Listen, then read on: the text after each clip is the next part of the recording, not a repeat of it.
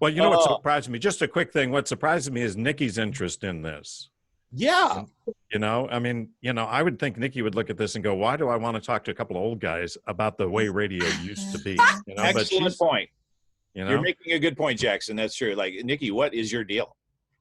Well, I love the nostalgia of it, and I love being able to hear about like what radio was like before my time in radio, because I mean, even just looking at the pictures, things were wildly different when you started at WIFC than what we're looking at now. I mean, obviously now everything in the studio is run by computers, and we, you know, all the programming, all the music programming is all done by computers, and that's not the story from when you started in radio.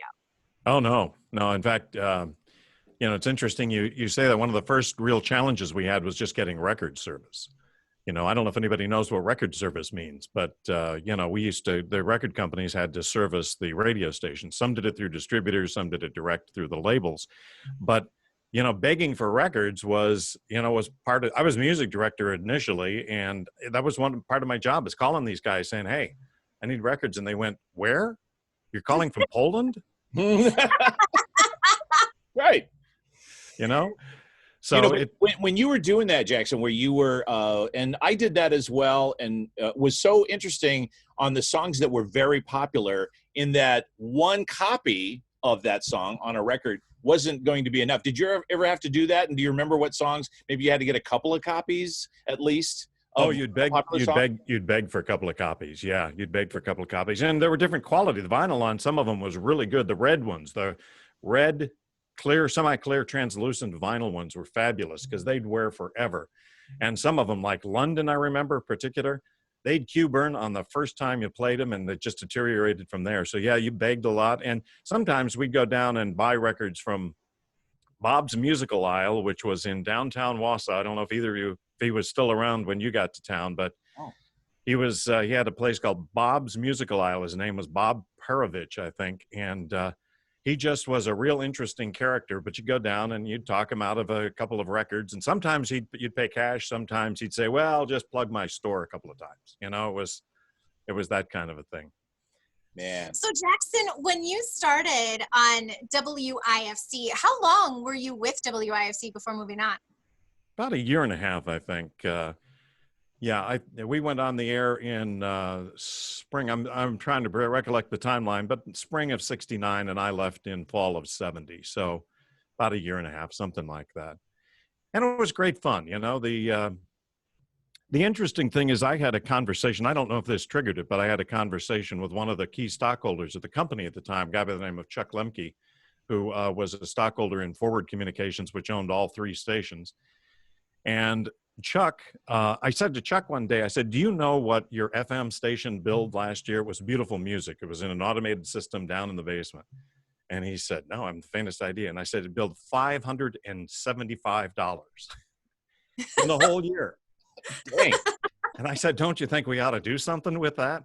But FM was just beginning to come in. We used a phrase originally, WIFC, who else would dare rock FM? And it was a lot of fun, you know, because people weren't expecting it. I told Nikki, and I will not drone on, I promise. I told Nikki the first morning that I was on the air, came on at 6 o'clock, and we went from beautiful music to Revolution by the Beatles. Okay, because we were the hippies, you know, we were cool, we were jiving.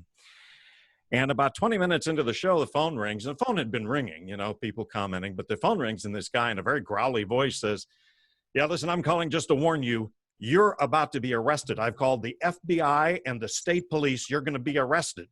And I said, wait a minute, what am I going to be arrested for?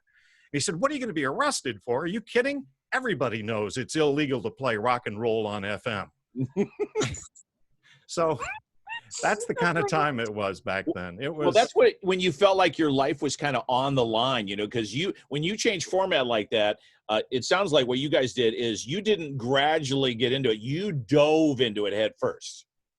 Oh, it was so crude by comparison. I mean, we didn't do any pre-promotion. I don't even know I don't even know how the process of the call letter change came about, but, you know, it had been WSAU FM and flipped to WIFC. So yeah, we were, we didn't know. The truth is we didn't know what we were doing, but we had so much fun doing it. It was really a very fun time in the radio station business. Do you It know, was really because good. you may know this, Jackson, is how we say, so we say 95.5 WIFC, and that's pretty much it. But there was, I'm sure, logos along the way, because I've seen, music radio and, your music station. What was the logo there right off the bat? Do you remember what that was? We used the phrase Maxi Music. And interestingly, at the time, we went up against Rig's FM. WRIG's FM was basically rock at the time. And we pushed them into country. I think it took a year and a half, something like that. But, we just played a lot of music. We thought we had a tight playlist. We played probably 42 songs, so it wasn't really very tight. But we thought we had a tight playlist. And, frankly, it's really interesting. The station has all but been number one ever since then. I mean, it's, the CHR doesn't dominate quite the way it used to, but it has been a dominant radio station for all those 50 years. It's been great watching it successful. Yeah. And we've been, trying really hard to keep it that way. But one of the things that I was going to ask you about is, have you ever, because right now you're still working in radio essentially, so have you ever veered off the path and come back to radio, and what kept you in radio all these years? Well, it's an interesting story. I kind of went through a kind of a career crisis 15 years ago, something like that, and kind of got out of the business, did a couple of other things, did franchise development for a couple of companies. And then I got into a company that did interim management. And so we would go into companies and manage them for a period of time. And as part of that, I got involved with a group called New Northwest Broadcasters, which had about 50 plus stations in about 15 markets, most of them small, medium markets here on the West Coast, markets like Anchorage, Medford, Oregon, Astoria, Oregon, Yakima, Tri-City. So medium markets, most of them. But they were essentially broke, and I got involved in reorganizing them. We brought in a banker, and I got involved with selling the stations, which I always enjoyed. It was a lot of fun. Well, during that process, one day the woman who was then running the company called me and said, hey, we've got some stations, got 7 stations down in Astoria, Oregon, on the Oregon coast, and I just need somebody to go down there and spend a couple of weeks. Our general manager had a heart attack. I don't know what he's going to do. I just need somebody to go down and watch over things. So I drive down to Oregon, drive down to Astoria, and I literally walked in the door and I said, this is where I belong. I just love radio, So I've been back doing radio ever since then. And yes, I got out of it for a while, and you look at it now, and it's a challenged business. We all deal with, all of this plethora of things. But I was listening to you guys the last couple of days, and, it's so nice to have that connection. And you guys are running a relatively low spot load from what I can tell. And I think the station sounds great. Your jingles are just my favorites. And I'm way out of the demo. I have no idea why I like it, but I really do like CHR. I think CHR has had a real comeback lately. So it's been a lot of fun. Speaking of like the bits and pieces of radio, Jackson, is talking about the style of DJ speak, back in the day, because I remember that early on in my radio career, I was telling Nikki this story that when I did my first audition, I did it as Wolfman Jack because I thought that's how you talked. And so, the first one, they're kind of going, no, stop, don't do that. So do you remember, because one of the puking, the puking, hey, everybody, how's it going? Do you remember all the DJs that used to do that crazy kind of stuff? Oh, I was a puker. Were you? When I left Wausau, I moved to Salt Lake City and worked for the Big Top 40 station there, KCPX, which was really the most fun I've ever had on the radio. And I just listened to those air checks and go, oh my God, everybody was puking. You modeled yourself after the guys at KFRC or KHJ or WLS, and that's what everybody did. And it was terrible. What was it hard to get that out of your system? And is that something you do now as a consultant, is make sure that people, just don't do that sort of thing anymore? Because I remember them wanting to yank the puke out of your voice after you would work so hard to get it in your voice. That's That's a great point. I never thought about that. I don't do a lot of on-air consulting, but I've found that people are much more comfortable with it being natural today. And even guys who are older have found a way to kind of move beyond that. It's a parody of itself is what it is, Dave. And that's why, I think, we've moved beyond that. And the interesting thing is I never heard a woman puking. Did you? No. Yeah. Actually, the only thing that I heard that was kind of a deviation was whenever you would hear somebody like, is Allison Steele, maybe out of New York? Yeah. That had a very smooth, sultry voice. And I always wondered if she sounded like that in real life or if it was her radio voice, Well, she was lovely and she sounded fabulous. And the truth is, I don't care whether it's a regular voice or not. I'd be happy to listen to it anytime. Yeah. She could whisper in my ear just anytime. That's fine. Sure. See, that's what I wondered is it's the way people listen to you too, because, back in the day, I remember like WLS, for instance, is that I lived somewhere that I shouldn't have been able to get the signal, but WLS's signal went everywhere. And so I lived out in Ellsworth Air Force Base, South Dakota, and I would listen to it overnights. And the reason why is because I could get the signal and it was so cool. It was like, wow, that station's so far away and I can hear it. And I was fascinated by that. Yeah, and I grew up in Wausau my high school years, but grew up in Indiana and lived in Chicago. And even in Wausau, particularly during the summer, we'd listen to LS and CFL, WCFL all the time. They both just boomed in. We'd even listen to KOMA in Oklahoma City. You could pick almost anything then. And it was a time when there was so much less noise on the AM band. I started at WXCO as a little 1,000-watt popper over, on the east side of Wausau. And that station with 1,000 watts would carry a solid signal 30 miles. And today, you might get 10, 12, maybe 15 miles out of that signal. It's changed a lot. So wow. You grew up in the Midwest. And did you ever leave and come back? I stayed in the Midwest all the way through my radio career. I worked in Minneapolis for a while, and then Omaha and in Des Moines, Peoria, Illinois, and then Wisconsin. It had my heart. I'd gone to Illinois for a little while, and it's like, nope, I'm going back to Wisconsin. And been here for about 25, 26 years. So I'm eating it up. Well, that's good. We were back in Wausau a couple of years ago, and I had two impressions. One is how much it's changed. It's a dramatically different city. And two, how much I enjoyed it. It was just fun to be back in Wausau. Maybe that's because it's, there's a lot of comfortable signs around, the old houses and that kind of thing. But it's really a nice area. And I got to tell you, I think I told Nikki, obviously I knew Duke when I worked in Wausau. Not well, but, we knew each other.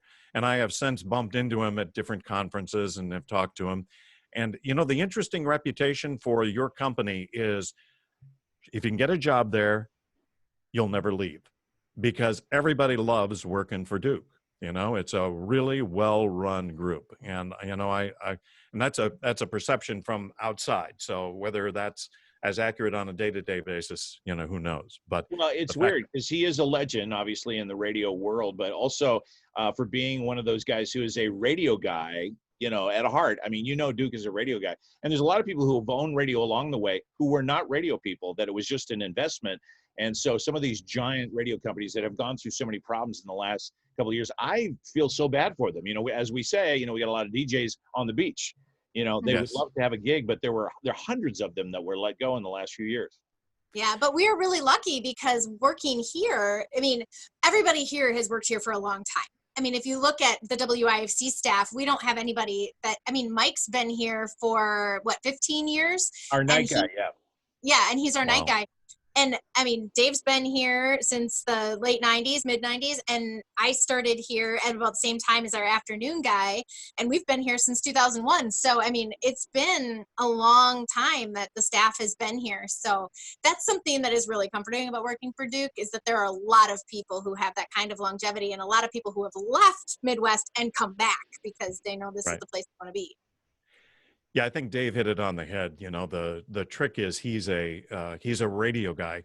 I know I ran into him at the NAB a couple of years ago, and we kind of got off to the side and sat down with Paul, your CFO. Mm-hmm. Yeah, okay. And the three of us sat there and for almost 2 hours Duke talked about the ownership structures and how Alvin E. Okonski owned this station and moved it to this station. Some of this, a lot of this, actually, I didn't know because it was a little before I got into radio. But it's so interesting. And as we're leaving the conversation, I realized just what Dave said.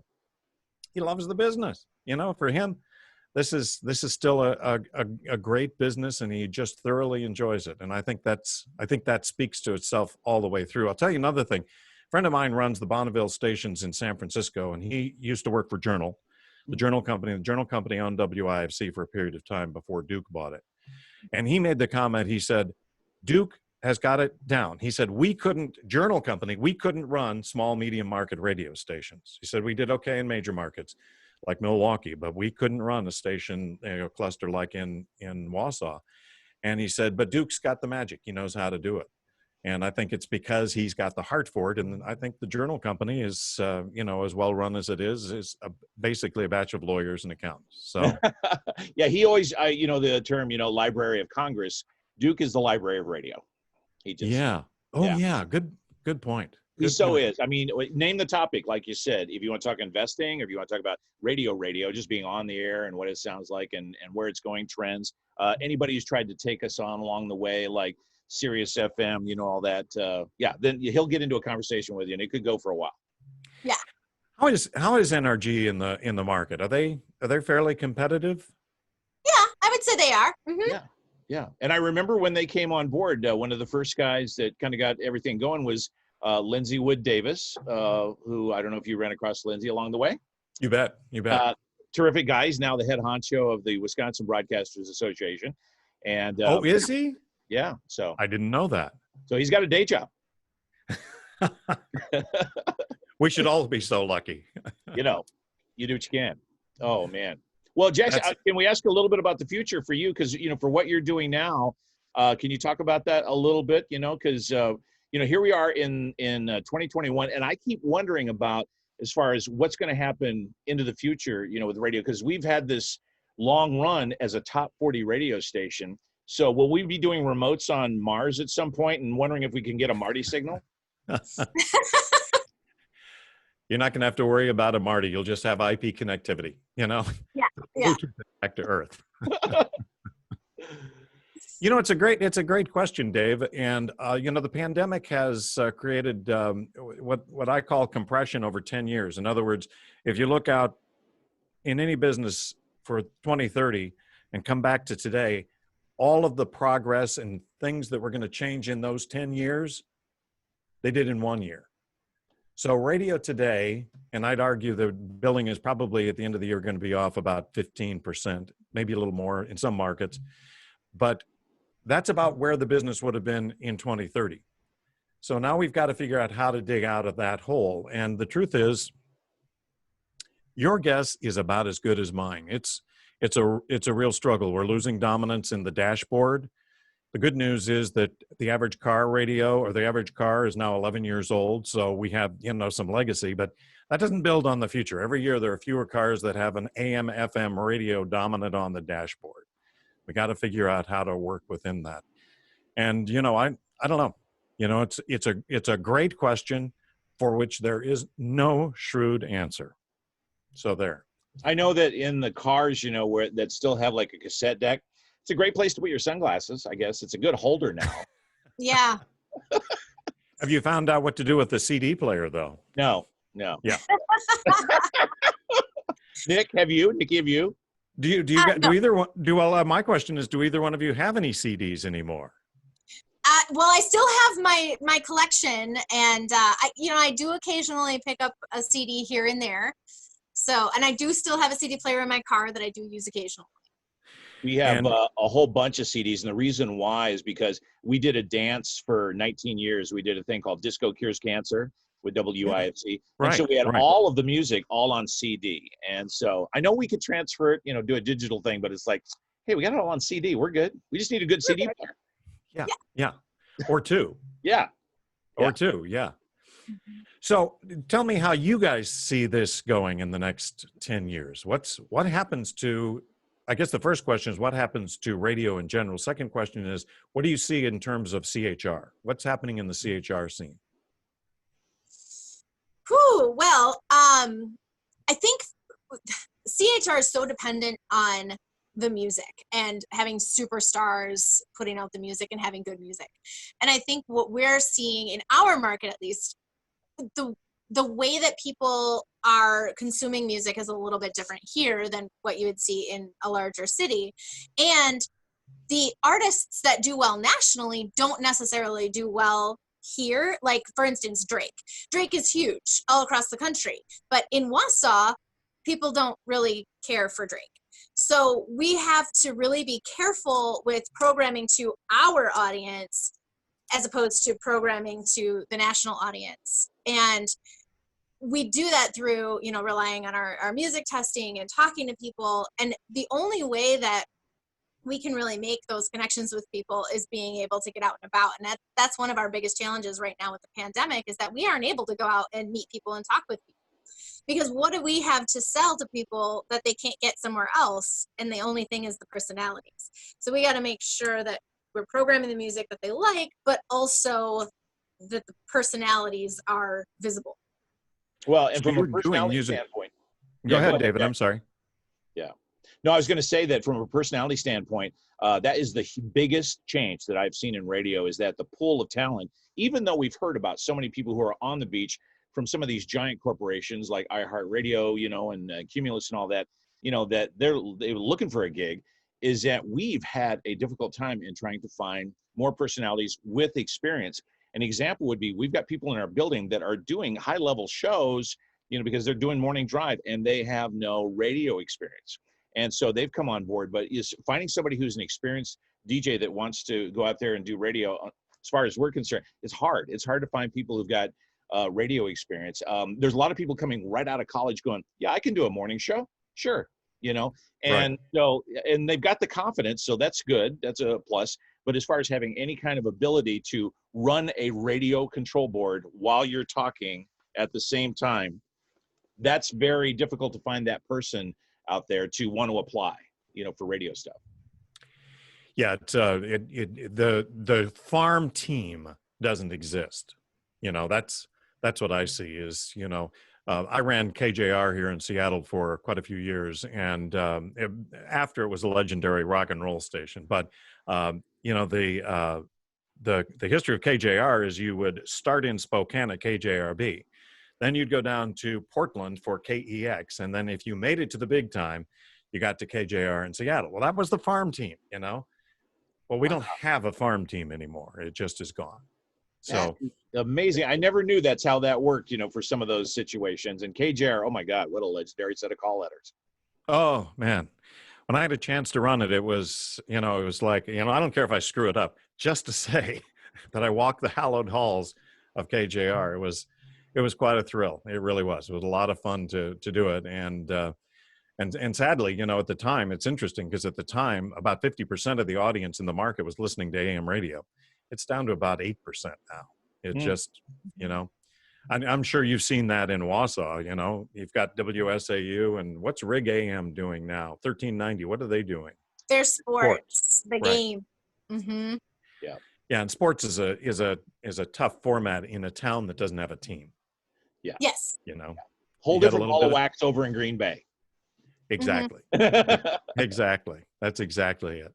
Well, Jackson, we've got to wrap, but Nikki, any other questions from you, or Jackson, any other comments before we wrap up? Well, I do have one question. I noticed that Nikki was thrilled when I said I love the jingles. Did Real World do those? Yes. Yes. Okay.